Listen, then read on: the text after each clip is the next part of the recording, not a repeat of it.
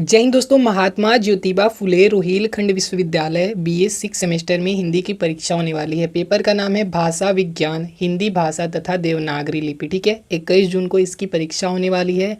तो इससे संबंधित जितने भी महत्वपूर्ण प्रश्न बनते हैं उसकी चर्चा आज की इस वीडियो में करने वाले हैं। अगर आप परीक्षा से पहले ये वीडियो देख के जाते हैं तो निश्चित रूप से आपको बहुत ज़्यादा हेल्प मिलेगा। ठीक है, पेपर में आप बहुत अच्छा स्कोर करके आएंगे। तो चलिए बिना टाइम वेस्ट किए प्रश्नों पे आते हैं और प्रश्नों को देख। फर्स्ट प्रश्न है अपना, संविधान के किस अनुच्छेद में कहा गया है कि संघ की राजभाषा हिंदी और लिपि देवनागरी होगी। ठीक है, तो ये अनुच्छेद 343 में कहा गया है। ठीक है, काफ़ी इंपॉर्टेंट क्वेश्चन है, ध्यान रखेंगे इसका आप लोग। दूसरा प्रश्न है, हिंदी की उपभाषाएं कितनी हैं। तो दोस्तों हिंदी की टोटल 5 उपभाषाएं होती हैं। ठीक है, 5 उपभाषाएं होती हैं। कौन कौन सी होती है वो भी आप लोग देख लीजिए। ठीक है, तो हिंदी की उपभाषाएं देख लेते हैं। सबसे पहला होता है पूर्वी हिंदी, दूसरा होता है पश्चिमी हिंदी, तीसरा होता है राजस्थानी हिंदी, चौथा होता है बिहारी हिंदी और जो हमारा पांचवा होता है, ठीक है, पांचवा होता है वो होता है पहाड़ी हिंदी। इसके अंतर्गत दोस्तों बोलियां भी आती हैं, वो भी आप लोगों को याद कर लेना है। पूर्वी हिंदी की बात करें तो इसके अंतर्गत अवधी, बघेली और छत्तीसगढ़ी 3 बोलियां आती हैं।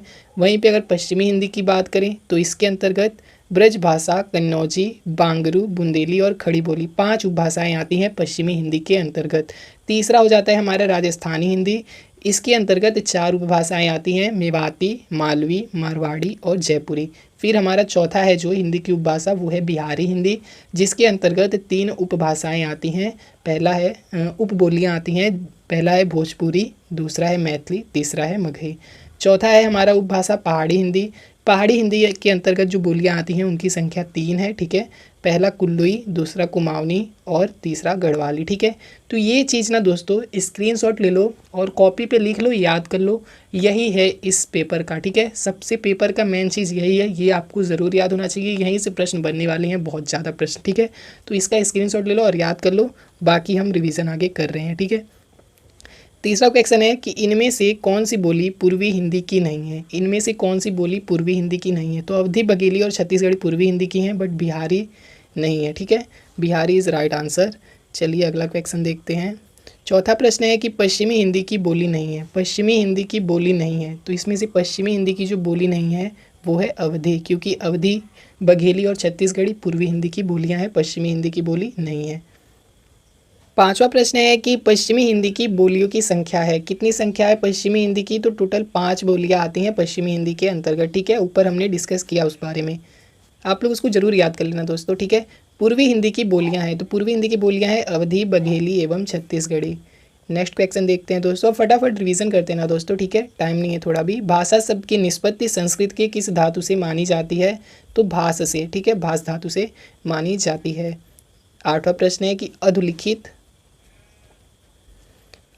है कि अधोलिखित में से कौन सी विशेषता भाषा की नहीं है। तो भाषा अपरिवर्तनशील है, ये विशेषता नहीं है दोस्तों। ठीक है, ऑप्शन दूसरा बिल्कुल राइट आंसर है 8 नंबर प्रश्न का।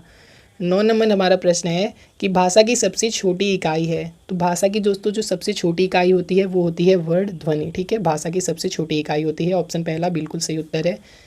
10 नंबर प्रश्न है और काफ़ी अच्छा क्वेश्चन है कि चौराहे पर खड़ा यातायात नियंत्रित करता सिपाही भाषा के किस रूप का सहारा लेता है। तो सांकेतिक रूप का सहारा लेता है दोस्तों। ठीक है दोस्तों, आपका थोड़ा भी टाइम नहीं लेंगे और बहुत अच्छे अच्छे प्रश्नों का रिवीजन करा देंगे आपको। पेपर में आप जाओगे ना तो बहुत ज़्यादा हेल्प मिलेगा इससे। ठीक है, और पेपर में आप अच्छा स्कोर करके आओगे।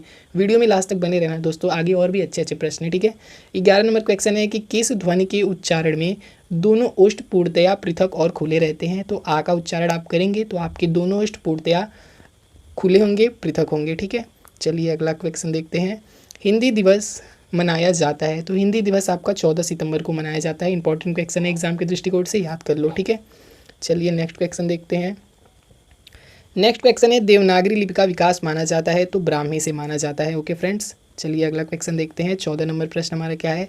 14 नंबर प्रश्न है कि व्यापक क्षेत्र में व्यवहार की जाने वाली भाषा को क्या कहते हैं। व्यापक क्षेत्र में व्यवहार की जाने वाली भाषा को संपर्क भाषा के रूप में जाना जाता है। ओके, नेक्स्ट क्वेश्चन है कि भारत में सर्वाधिक बोले जाने वाली भाषा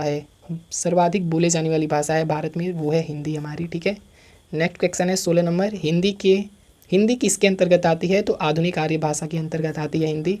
चलिए 17 नंबर क्वेश्चन देखते हैं। 17 नंबर क्वेश्चन है कि हिंदुस्तानी भाषा के समर्थक थे। तो गारक्सा दत्तासी एंड महात्मा गांधी, ये दोनों लोग जो थे हिंदुस्तानी भाषा के समर्थक थे। 18 नंबर क्वेश्चन है कि आधुनिक भाषा विज्ञान के जनक माने जाते हैं, तो सस्यूर आधुनिक भाषा विज्ञान के जनक माने जाते हैं। ओके। 19 नंबर प्रश्न है कि संविधान के किस अनुच्छेद में हिंदी को राजभाषा का दर्जा दिया गया है, तो अनुच्छेद 343 में दिया गया है। ओके। अगला क्वेश्चन क्या है दोस्तों, अगला क्वेश्चन देखते हैं। 20 नंबर प्रश्न है कि गोरी सोवे सेज पर मुख पर डारे केस किसकी पक्ति है, तो ये पक्ति अमीर खुसरो जी की है। ओके। चलिए अगला क्वेश्चन देखते हैं दोस्तों। अब थोड़ा भी टाइम नहीं लगेगा, फटाक से रिवीजन कर लेते हैं सभी प्रश्नों का। भाषाओं को प्राचीन से नवीन क्रम में व्यवस्थित कीजिए, तो सबसे प्राचीन भाषा है संस्कृत, उसके बाद है हमारी पाली, फिर आती है प्राकृतिक, फिर आता है अपभ्रंश। ठीक है, तो ऑप्शन तीसरा जो है बिल्कुल सही है। ओके। नेक्स्ट क्वेश्चन देखते हैं। नेक्स्ट क्वेश्चन है 84 वैष्णवर की वार्ता पुस्तक के लेखक कौन है। 84 वैष्णवर की वार्ता जो पुस्तक है उसके लेखक हैं गोकुलनाथ। ध्यान रखेंगे, आपको इंपॉर्टेंट क्वेश्चन है। ठीक है, प्रीवियस ईयर पूछा भी है। चलिए 23 नंबर क्वेश्चन देखते हैं। 23 नंबर क्वेश्चन है रामायण की भाषा क्या है। रामायण की भाषा जो है वो है संस्कृत। 24 नंबर प्रश्न है कि दक्षिणी हिंदी का दूसरा नाम क्या है। दक्षिणी हिंदी का दोस्तों जो दूसरा नाम है वो है हमारा हिंदवी। ओके, हिंदवी दक्षिणी हिंदी का दूसरा नाम है। कीर्तिलता किस भाषा की रचना है। कीर्तिलता किस भाषा की रचना है, तो कीर्तिलता जो है वो अवहट्ट है। ठीक है, अवहट्ट भाषा की रचना है। 26 नंबर प्रश्न है हमारा खड़ी बोली हिंदी का विकास किस भाषा से हुआ है। खड़ी बोली हिंदी का विकास जो हुआ है वो अपभ्रंश से हुआ है। ठीक है। नेक्स्ट क्वेश्चन है हमारा 27 नंबर की भाषा समूह के रूप में राजस्थानी नामकरण सर्वप्रथम किसने दिया, तो जॉर्ज ग्रियर्सन ने दिया था। नेक्स्ट क्वेश्चन है 28 नंबर हमारा कि राजस्थान के सबसे अधिक क्षेत्रफल में बोले जाने वाली भाषा कौन सी है, तो मारवाड़ी है। ठीक है। नेक्स्ट क्वेश्चन है हमारा 29 नंबर प्रश्न हमारा कि राजस्थान की शैली डिंगल का विकास किससे हुआ। किससे हुआ, तो गुर्जरी अपभ्रंश से हुआ है। ओके। नेक्स्ट क्वेश्चन देखते हैं। नेक्स्ट क्वेश्चन है 30 नंबर प्रश्न हमारा कि राजस्थानी भाषा दिवस कब मनाया जाता है। ध्यान से देखिएगा दोस्तों, इंपॉर्टेंट क्वेश्चन है। तो 21 फरवरी को मनाया जाता है राजस्थानी भाषा दिवस। ओके। नेक्स्ट क्वेश्चन देखते हैं। नेक्स्ट क्वेश्चन है ढोला मारू का दुहा किसका साहित्य ग्रंथ है। ढोला मारू का दुहा किसका साहित्य ग्रंथ है। ठीक है, कवि कल्लोल का है, ये इंपॉर्टेंट क्वेश्चन है, याद कर लो अभी।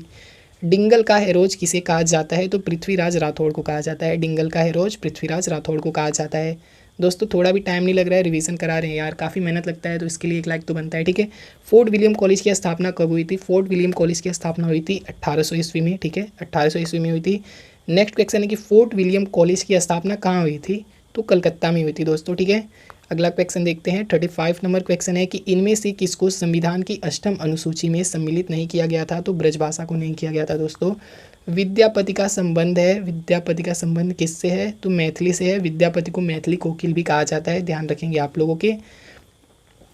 37 नंबर क्वेश्चन है कि खड़ी बोली भारत के किस क्षेत्र की स्थानीय बोली है, तो दिल्ली और मेरठ की है। ओके। चलिए अगला क्वेश्चन देखते हैं। पूर्वी हिंदी की बोली नहीं है, तो अवधी, बघेली और छत्तीसगढ़ी जो है पूर्वी हिंदी की बोली हैं, बुंदेली नहीं है दोस्तों। ठीक है।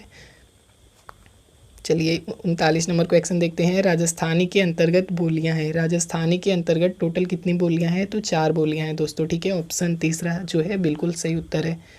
चलिए नेक्स्ट क्वेश्चन देखते हैं। 40 नंबर क्वेश्चन है हमारा कि बीजापुर, गोलकुंडा और अहमदनगर में बोले जाने वाली बोली है, तो यहाँ पे कौन सी बोली बोली जाती है, वो है दक्षिणी हिंदी। ठीक है, इन जगहों पर दक्षिणी हिंदी बोली जाती है। 41 नंबर क्वेश्चन है कि निम्नलिखित में कौन सी लिपि प्राचीन भारत में दाईं ओर से बाईं ओर लिखी जाती थी, तो दोस्तों दाईं ओर से बाईं ओर खरोष्टी लिखी जाती थी। ठीक है, और बाईं ओर से दाईं ओर, अगर बाएं से दाएं पूछे, ठीक है, बाएं से दाएं, ठीक, बाएं से दाएं अगर पूछे तो ब्राह्मी लिपि होगा। ठीक है, दाएं से बाएं, ठीक है, दाएं से बाएं खरोष्टी होगा और बाएं से दाएं हमारा ब्राह्मी होगा। ठीक है, ध्यान रखना, कंफ्यूज नहीं होना है, इंपॉर्टेंट है ये। ओके। चलिए 42 नंबर क्वेश्चन देखते हैं। 42 नंबर क्वेश्चन है कि भाषा विज्ञान के किस अंग के अंतर्गत ध्वनियों का अध्ययन किया जाता है, तो ध्वनि विज्ञान के अंतर्गत किया जाता है। ध्वनि विज्ञान का दूसरा नाम क्या है, तो स्वन विज्ञान है। ओके। चलिए 44 नंबर क्वेश्चन है कि ध्वनि चिन्हों को कहते हैं, तो ध्वनि चिन्हों को वर्ड कहा जाता है। ठीक है दोस्तों, हमने 44 इंपॉर्टेंट क्वेश्चन को कवर किया। पार्ट 1 है ये, पार्ट 2 का लिंक डिस्क्रिप्शन में है, वहाँ से आप लोग पार्ट 2 देख लेना। ठीक है, पार्ट 2 देख लो, वहाँ पे इससे भी इंपॉर्टेंट और परीक्षा के दृष्टिकोण से जितने भी महत्वपूर्ण प्रश्न बनते थे हमने कवर किया है। तो पार्ट 1 आपने देख लिया है, पार्ट 2 देख लीजिए और आराम से पेपर दीजिए, बहुत अच्छा स्कोर करके आएंगे। ठीक है, होप वीडियो यूज़फुल रहा होगा, तो पार्ट 2 आप लोग देख लो और दोस्तों आप लोग अपना क्वेश्चन पेपर सेंड नहीं करते हो यार, क्वेश्चन पेपर सेंड कर दिया करो, व्हाट्सअप नंबर नीचे आपको दिख रहा होगा, ठीक है। तो मिलते हैं पार्ट 2 में। जय हिंद, वंदे मातरम।